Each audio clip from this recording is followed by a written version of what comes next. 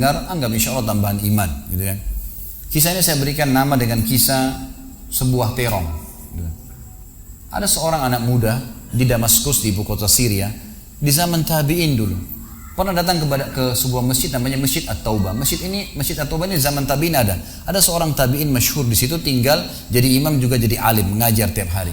Anak muda ini datang lalu berkata, wahai imam kalau kita kiai, wahai imam, saya datang dari luar Damaskus, ya, miskin, tidak punya apa-apa, tapi saya mau belajar agama. Boleh nggak saya numpang tinggal di masjid bersama anda? Saya bantu-bantu lalu saya hidup bersama anda. Maksudnya makan minum bersama anda. Kata ya syekh itu, silahkan, nggak masalah. Tapi harus sabar, ya ikutin kehidupan saya. Apa yang saya makan kau makan, apa yang saya minum kau minum. Kata anak muda ini, baiklah. Anak muda ini cerita, dia bilang setelah 3 bulan saya tinggal dengan syekh saya. Ternyata syekh saya ini orangnya sangat zuhud, luar biasa. Ada makanan makan, tidak ada makanan puasa. Dan hari ini sudah 3 hari kami puasa. Sahur dengan sebutir kurma segelas air, buka puasa juga begitu. Tapi ini sudah hari ketiga, syekh saya masih kuat, saya sudah tidak kuat lagi, dia bilang. Saking tidak kuatnya saya bungkukkan punggung saya, menekan perut saya supaya lapar saya hilang. Dalam keadaan begitu, syaitan datang menggacaukan pikiran saya sambil berkata, wahai anak muda, di benak saya terlintas, sekarang sudah halal buat kau mencuri makanan. Kalau kau tidak curi makanan, kau mau makan dari mana? Akan mati kelaparan. Minta sama gurumu nggak punya. Minta-minta sama orang, gurumu larang, minta-minta sama orang. Sekarang kau curi makanan sepotong roti, yang penting tidak mati kelaparan. Dia bilang dalam kondisi saya berkecamuk pikiran syaitan begitu, saya berpikir mencuri makanan di rumah di sebelah masjid. Zaman dulu teman-teman sekalian, dinding masjid tidak seperti kita sekarang ada tembok. Jadi zaman dulu tuh bisa dari tanah liat, atau kalau mau kuat, batang kurma ditebang atasnya, ditebang akarnya, ditancapin, lalu didempet-dempetin. Jadi dinding yang kuat. Dan rumah orang sama masjid berdempetan dindingnya. Dia naiklah dinding masjid, dari belakang masjid dia naik mau mencuri makanan. Di rumah yang pertama dia mau masuk mencuri di sebelah masjid, itu dia lihat ada 3 perempuan yang tidak tutup auratnya, lagi nunun kulit domba. Dia alihkan pandangannya karena dia tahu yang bukan mahramnya haram untuk melihatnya. Dan itu bukan tujuannya, dia ingin cari makanan. Dia pindah ke rumah kedua.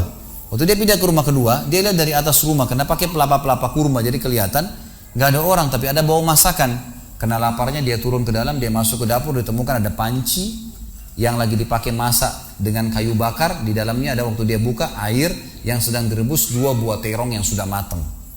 Karena lapar sekali, diambil sama dia terong 1 lalu digigit. Sementara dia kunyah teman-teman sekalian, dia bilang, dia ceritakan nantinya, waktu saya sebentar kunyah dan sangat lapar, saya sudah buru-buru ingin menelannya, tapi tiba-tiba muncul ketakwaan saya pada Allah. Muncul ketakutan saya pada Allah, kepatuhan saya sama Allah. Lalu saya berkata dengan diri saya, subhanallah, syaitan berhasil membuat saya melakukan 3 dosa sekaligus. Yang pertama, masuk rumah orang tanpa izin, dosa. Yang kedua, mencuri, mengambil terong itu. Dan yang ketiga, saya sedang memakan makanan yang haram. 3 dosa sekaligus. Maka dia bilang, tidak mungkin Allah membuat saya mati kelaparan karena meninggalkan yang haram. Karena Nabi Muhammad SAW sudah bersabda, man taraka sya'ni la abdalahu khairan min. Siapa yang meninggalkan sesuatu karena Allah, Allah akan gantikan yang lebih baik darinya. Lalu saya lempar gumpalan makanan terong itu ke lantai dapur tersebut, lalu saya kembali ke masjid. Dan masih ada pengajian, saya tidak bisa tangkap apa yang sedang dibahas karena laparnya. Waktu bubar pengajian, dia bilang, guru saya duduk di kursinya, saya pun duduk di tiang salah satu masjid. Ada satu orang tua di belakang masjid. Lalu masuklah seorang wanita dari pintu masjid bercadar, berbicara dengan guru saya sambil guru saya menundukkan pandangannya. Setelah itu guru saya mengangkat kepalanya lalu melihat ke arah saya dan memanggil, kesinilah muridku. Datanglah saya, kata anak muda ini. Lalu ditanya oleh guru saya, apa kau sudah menikah? Dijawab oleh muridnya, belum. Lalu ditanya 2 kali, apa kau ingin menikah? Dia tidak jawab. Apa kau ingin menikah? Tidak jawab. Sampai 3 kali, apa kau ingin menikah? Dia tidak jawab. Lalu kata anak muda ini, wahai imam, wahai syekh, ya guru saya setelah Allah subhanahu wa ta'ala, hidup saya bergantung pada anda. Apa yang anda makan, saya makan. Apa yang anda minum, saya minum. Sekarang sudah 3 hari kita tidak punya makanan dan minuman, puasa. Dan saya sangat lapar. Kalau saya nikah, saya mau beri makan dari mana istri saya? Lalu kata syekhnya, ini perempuan di sebelah saya yang bercadar baru selesai masa iddah meninggal suaminya 4 bulan 10 hari. Dan dia ditinggalkan harta yang cukup, dia masih muda, dia takut fitnah. Dia ingin saya carikan jodoh, saya anggap kamu cocok. Kamu mau? Dia bilang iya. Tanya perempuan, kamu mau? Dia bilang iya. Syekhnya keluarin kendi dari kamar, dikasihkan jadi mahar, panggil walinya perempuan, panggil 2 saksi, kalimat akad, selesai. Hitungan menit nih. Lalu kata syekhnya, pulanglah ke rumah istrimu. Saatnya sekarang kamu pulang, udah. Nanti kalau mau sholat, mau ibadah, silakan datang ke masjid. Sudah nggak perlu lagi numpang di masjid gitu. Pulanglah dia sama istrinya. Dia ceritain, dia maksud saya jalan sama istri saya masih malu-malu, baru nikah. Dan ini kan memang hitungan menit nih, ya. Dia baru tadi kelaparan, tiba-tiba sekarang sudah nikah gitu. Dia bilang saya jalan, keluar dari masjid, lewat di rumah pertama yang dia tadi manjat mencuri, mau mencuri, dia lewatin sama istrinya. Begitu masuk, tiba di depan pintu rumah kedua yang dia manjat, gitu kan?